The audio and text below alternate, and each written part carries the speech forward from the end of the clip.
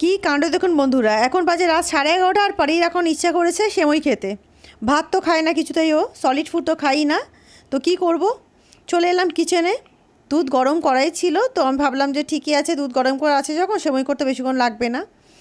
এখন বাচ্চা খাবে বলেছে, কিছু করার নেই। তো আমি সেমই বসিয়ে দিলাম, দিয়ে দিলাম একটু গরম মশলা, ওর মধ্যে এলাচ দালচিনি আর লবঙ্গ একটু দিয়ে দিলাম।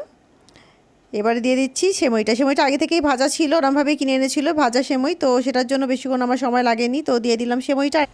সেমই দেওয়া হয়ে গেছে, দিয়ে দিচ্ছি ড্রাই ফ্রুটস। ড্রাই ফ্রুটস ছাড়া কিন্তু সেমই ভালো লাগে না, আর পারি ড্রাই ফ্রুটস খেতে ভীষণ ভালোবাসে, সেই কারণে দিয়ে দিলাম। আর দিয়ে দিচ্ছি চিনি, ঝটপট করে মিক্স করে নিলাম।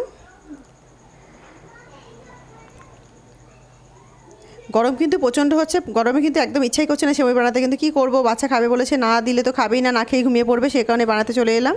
আর সেমই কিন্তু আমার একেবারে রেডি হয়ে গেছে, তুলে নিয়েছি প্লেটে। তো বাটিতে সেমই নিয়ে নিয়েছি বন্ধুরা, দেখতেই পাচ্ছেন। আর নিয়ে যাচ্ছি পারির কাছে।